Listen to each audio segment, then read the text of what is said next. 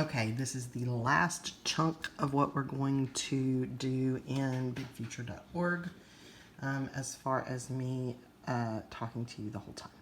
So we have looked at the at a glance page, which gives you an overview. We've looked at majors and learning environment, which talks about ratio and masters and bachelors and what kind of degrees are offered. We've looked at campus life, which shows you kind of the location of where things are located, talks about student body.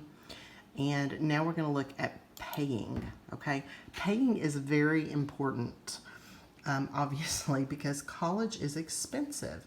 And so when we look at a place, this is a private university, Harding University, there's a difference between paying, or there's a difference between the tuition cost at a private university and a public university.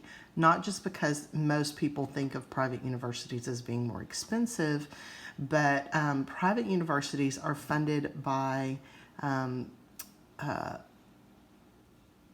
tuition and people who actually, like they'll leave their estate to a university, or they will have fundraisers, or they will bequeath a certain amount to a university. And so that university is not making a profit, but they are charging more or getting more donations or having more things donated so that they can run the university.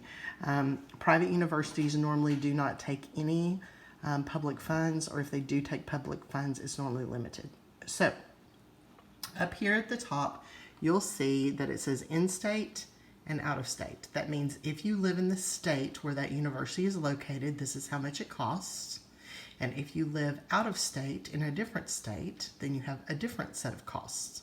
For a private university, the in-state cost and the out-of-state cost is exactly the same, okay? Because it's private. It's not taking funds from the public sector. When I say the public sector, what I mean is the government. So state government. And the way that those funds are collected is through taxes. So if your parents live in the state of Texas, they're paying taxes to the state of Texas. And those taxes go toward not only public schools where you attend right now, but public and state universities. So a private university like Harding is not going to have any difference in the in-state cost and the out-of-state cost, because all the money comes from donations and tuition. So you've got tuition and fees, which is how much does it actually cost to go to class. And it will show you down here, the cost per credit hour is $667. So a 3-hour class is going to cost almost $2,000. That's just one class. If you take 15 hours worth of credit, which is 12 hours is considered a full-time student. Most students take 14 to 16 credit hours. I'll let you do the math. That's a lot of money. And so it shows you right here, tuition and fees. I think this is probably based on 15 hours. I haven't done the math to figure it out, but tuition and fees. How much does it actually cost to go to class, use the computer lab, those kinds of things. Room and board room is your dorm and board is your meal plan. So if you live in a dorm, you are not able to cook your own food, basically, beyond what you can cook in a microwave or a hot pot, maybe a toaster oven. You might be able to have a little mini fridge, but you'll have a cafeteria meal plan. Books and supplies. Books can be incredibly expensive at a university. And when I say incredibly expensive, on the low end, books will be about $200, $250 a semester. On the high end, they could be up to $500 a semester, depending on what you're studying. The estimated personal expenses, that's just, stuff you need, go to Walmart, going out to eat, going to see a movie, and then transportation expenses. If you're going to have a car, if your parents are going to drive you there, if you're going to fly. And so that gives you, if you live on campus or off campus, because you're going to have to pay for housing, then you're going to have, it's going to be about $31,911 per year. Not per semester, but per year. So about $15,000, $16,000 per semester. If you live in Searcy, Arkansas, which is where this little school is located, then you're going to get a little bit of a break for room and board. You're not going to have to pay as much to be able to do that. But most kids live on campus. Okay, so here's how that plays out. I'm going to go over here to the University of Texas. And y'all, I know this has taken longer than it normally would. I mean, if we were doing this in class, it would just be a little bit easier, but okay, pay. So here, if you're going to the University of Texas and you live in the state of Texas, you see down here that it doesn't have the credit hour, huh?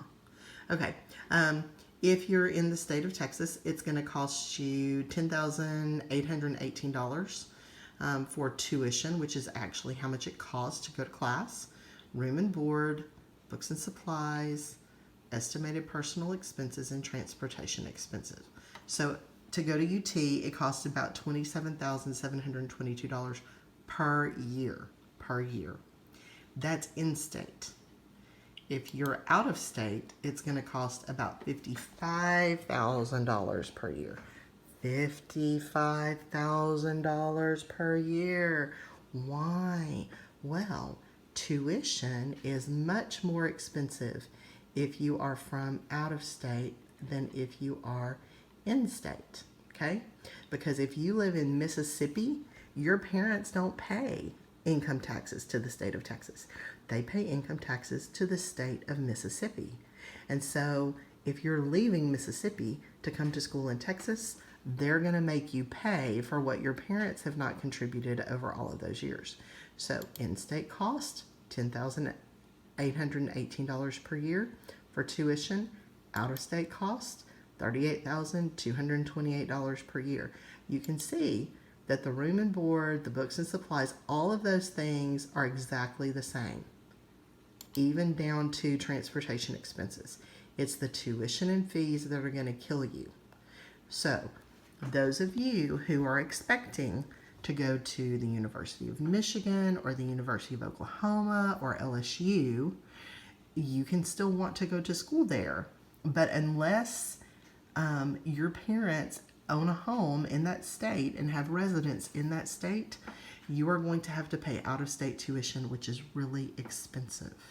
So that's what I'm going to say about that. I'm going to let you, if you have not already gone in and explored some colleges and universities, please feel free to do that. College Board updates their information every year. And so this was in fall of 2019, which was this past fall. That's how much it costs to go to those colleges and universities at the beginning of this school year that we're in right now.